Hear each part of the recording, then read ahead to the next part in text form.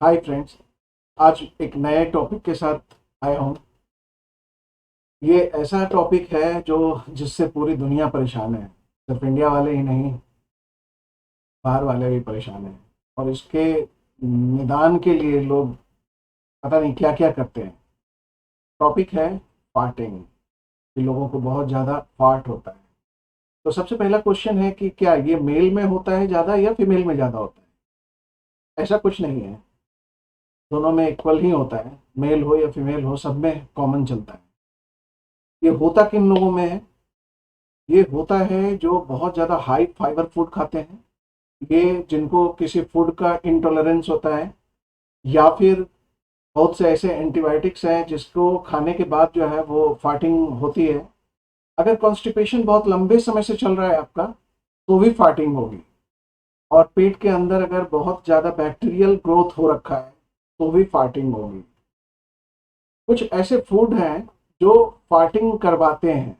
तो सबसे पहले जानते हैं कि वो कौन सा फूड है जिसके कारण से फार्टिंग हो सकती है। तो जितने भी क्रूसीफेरस वेजिटेबल्स हैं, लाइक कैबेज हो गया, ब्रोकली हो गया, कॉलीफ्लावर हो गया, बॉक चॉय हो गया जो कि चाइनीज गोभी बोलते हैं, फिर ब्रुसल्स स्प्राउट्स जो गठ गोभी बोलते हैं, तो ये सब से होता है। उसके अलावा बीन्स है, तूर दाल है, छिलका ब्रान जो होता है ना, भूसी, अनाज के ऊपर की भूसी, उससे बहुत ज़्यादा गैस फार्टिंग होती है।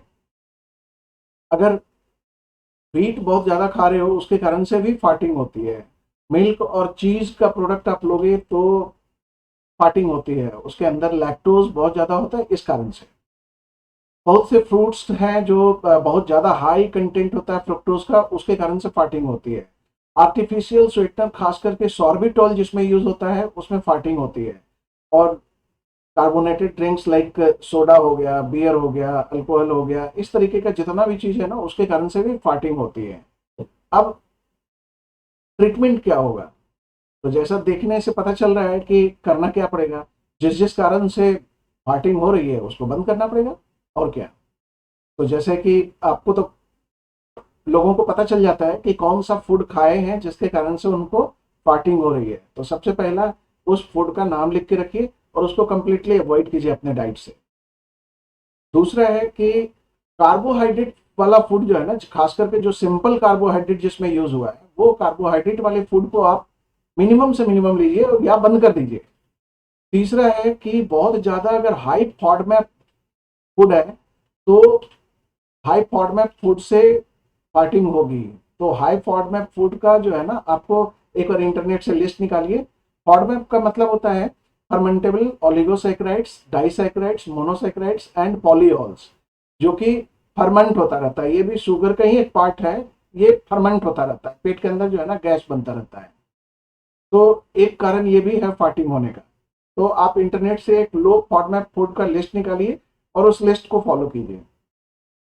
उसके बाद है कि कोशिश करिए कि खाना जो है ना वो थोड़े थोड़े अमाउंट में खाएं, बार बार खाएं। क्योंकि अगर थोड़े थोड़े अमाउंट में खाएंगे तो ऑब्वियस सी बात है कि क्वांटिटी गैस बनने का जो है ना वो कम होगा, और वो धीरे धीरे इस पर लगाम लगेगा। और खाना जो भी खाइए वो आराम से खाइए, बैठ के, हड़बड़ी में कभी मत खाइए। ऐसा नहीं कि 5 मिनट में जो है ना खाना खा के तुरंत निकलना है तो तुरंत खाना। ऐसे कंडीशन में बेटर है कि आप जब शांति से बैठेंगे तभी खाना खाइए। अगर एक्सेसिव ये ले रहे हैं, कार्बोनेटेड ड्रिंक्स ले रहे हैं, तो वो सब ड्रिंक को पूरी तरह से बंद करना पड़ेगा। आप कोल्ड ड्रिंक्स, आइसक्रीम, ये सब को पूरी तरह से बंद कर दीजिए। आइसक्रीम में आपका जो है ना वो आर्टिफिशियल स्वीटनर्स वगैरह यूज होता है ना, उसके कारण से आइसक्रीम भी बंद कर दीजिए। एक्सरसाइज रेगुलर कीजिए जिससे कि गैस जो अंदर बना हुआ है वो गैस बाहर निकल सके। और उसके अलावा फैटी आइटम जो बहुत ज़्यादा जो लंबे समय तक पेट में रहेगा, वैसा फूड आपके लिए ठीक नहीं है। क्योंकि जो बहुत लंबे समय तक आपके पेट में रहेगा, तो निश्चित रूप से वो गैस बहुत बनाएगा, और गैस बहुत बनाएगा तो फिर वो फार्टिंग होगी।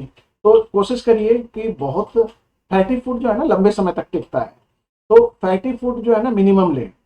इसके अलावा आपका, आप कोई भी गैस बनने वाली जो दवाई है वो भी आप यूज़ कर सकते हैं। अगर बहुत ज़्यादा परेशान है तो आप गैस बनने वाली दवाई को इस्तेमाल कर सकते हैं।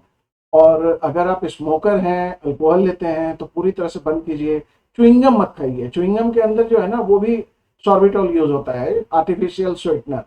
तो च्युइंगम को बंद कर दीजिए बिल्कुल खाना। उसके अलावा कार्बोनेटेड ड्रिंक्स तो मैंने बताया कि सोडा, बियर, ये सब तो बंद करना ही करना है ना। इसके अलावा बहुत से ऐसे डिजीज हैं जिसके कारण से भी फार्टिंग होती है। तो अगर वो सब करने के बाद जो बेसिक मेथड है कंट्रोल करने का, अगर वो सब आपने किया और उसके बाद भी कंट्रोल नहीं हुआ, तो वैसे कंडीशन में अब आपको आगे बढ़ना होगा कि देखना होगा कहीं कोई डिजीज तो नहीं है।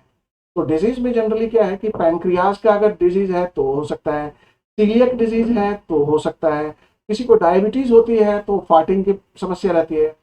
उसके बाद ईटिंग डिसऑर्डर है, मतलब एक होता है ना कि बुलिमिया नर्वोसा और एनोरेक्सिया नर्वोसा, मतलब कि बहुत से लोग ऐसे हैं कि खाना खाए, खा करके जो है ना वो फिंगर डाल के जो है ना पूरा खाना उलट देते हैं कि वेट ना बढ़ जाए इसके कारण से।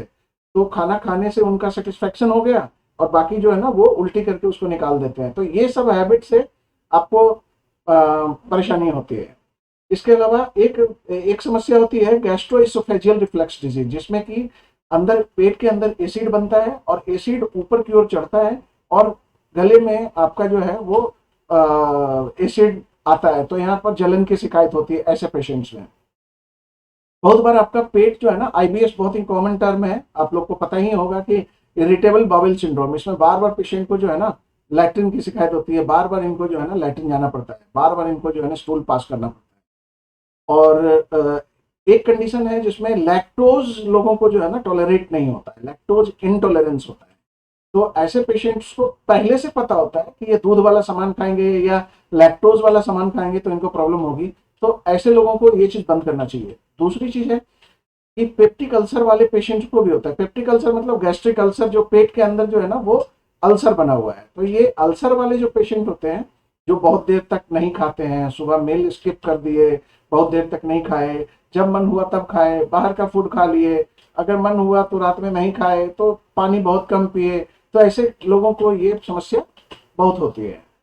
अब ऐसे समस्या से निपटने के लिए सबसे बेस्ट है कि आप पहले इस मेथड को आप यूज कीजिए। ये जो मेथड मैंने बताया इस मेथड को यूज कीजिए।